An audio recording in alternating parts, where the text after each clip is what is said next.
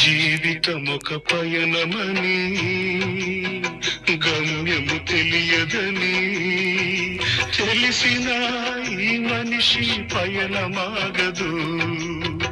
జననం ధర్మమని మరణం కర్మమని తెలిసిన జనన మరణ చక్రమాగదు.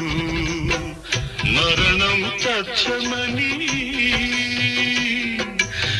ఏ జీవికి తప్పదని తెలిసిన ఈ మనిషి తపనాగదు.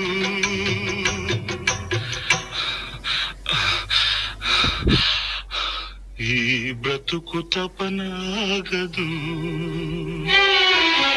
ఆగదు ఏ నిమిషము నీ కోసము.